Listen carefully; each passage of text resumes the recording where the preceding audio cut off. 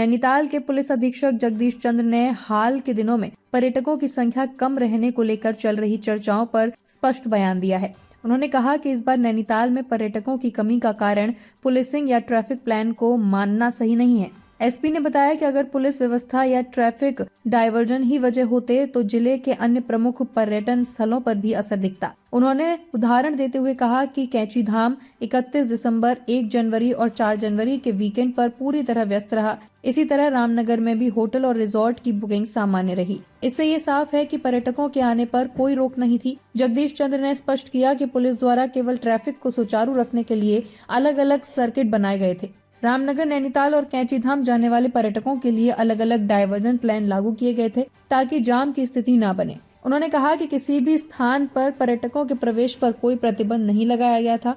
उन्होंने आगे कहा कि नैनीताल में अपेक्षाकृत कम पर्यटक क्यों पहुंचे, इसके अन्य कारणों की जांच की जानी चाहिए। प्रशासन, पर्यटन विभाग, होटल व्यवसायी और अन्य सभी स्टेक होल्डर मिलकर इन दिशा में काम करेंगे ताकि आने वाले समय में अधिक से अधिक पर्यटक नैनीताल की ओर आकर्षित हों। एसपी ने भरोसा दिलाया कि पुलिस प्रशासन पर्यटन को बढ़ावा देने और यात्रियों की सुविधा सुनिश्चित करने के लिए हर संभव सहयोग करता रहेगा। और नैनीताल पुलिस इस बात से कतई सहमत नहीं है कि पुलिसिंग के कारण या पुलिस के ट्रैफिक प्लान के कारण नैनीताल में इस बार पर्यटक नहीं आए हैं। अगर ऐसी बात होती तो नैनीताल जनपद के ही जो अन्य धार्मिक स्थल हैं, कैंची धाम, जहां की 31 और 1 और 4 तक वीकेंड तक लगातार भीड़ रही है। रामनगर पूरा पैक रहा है, वहां पे कहीं पे भी लोगों को बाद में बुकिंग नहीं मिल पाई है। अगर ऐसा होता इस पुलिसिंग और इस ट्रैफिक प्लान को, तो इन जगहों पे भी पर्यटक नहीं आते। नैनीताल में पर्यटक क्यों नहीं आए हैं, इनके कारणों की जांच की जानी चाहिए और हम लोग भी इसमें विचार करेंगे कि आने वाले टाइम पे नैनीताल में ज़्यादा से ज़्यादा लोग आए। उसके लिए सभी स्टेक होल्डर्स जो हैं वो क्या कर सकते हैं, उस पर मिलकर हम लोग काम करेंगे।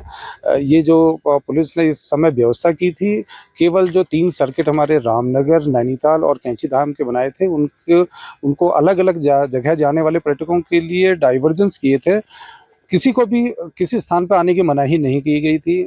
नैनीताल हो या कैंची धाम हो, यहाँ पे पहले ही बता दिया गया था कि पर्यटक जब पार्किंग अंदर फुल हो जाएंगी तो आपको आउटर एरियाज में रोका जाएगा। रूसी 1, रूसी 2, नारायण नगर, सैनिटोरियम और भीमताल में पार्किंग में लोगों को रोका गया, वहाँ से भेजा गया। इस प्लान में नया कुछ भी नहीं था। 80% प्लान पुराना ही था जो हम सीजन के टाइम पे चलाते हैं या न्यू ईयर के टाइम पे चलाते हैं। केवल सर्किट के हिसाब से इस बार हमने रामनगर जाने वालों को अलग डाइवर्जन दिया था, नैनीताल और कैंची वालों को अलग डाइवर्जन किया था। इसके अलावा पुराना ही प्लान था जिसमें हम लोग गाड़ियों को अंदर शहर नैनीताल में आने देते हैं। जब यहाँ की पार्किंग फुल हो जाती है, 100% फुल हो जाती है, तो उसके बाद फिर आउटर में जो हमारे रूसी 1 और रूसी 2 पार्किंग है, उन जगहों पे उनको रोका जाता है, वहाँ से शटल के माध्यम से भेजा जाता है। यही प्लान कैंची में भी है। कैंची में भी हम वीकेंड्स में भी करते हैं, सीजन के टाइम पे भी, और ऐसे स्पेशल मौक़ों पे भी करते हैं। तो इसमें कोई नई बात ऐसी नहीं थी।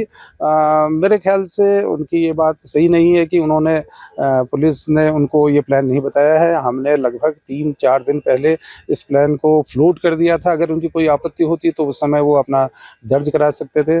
नैनीताल में टूरिस्ट कम आए हैं, इसकी जांच की जानी चाहिए, इसका विश्लेषण किया जाना चाहिए और सभी स्टेक होल्डर्स पे इसको विचार करना चाहिए।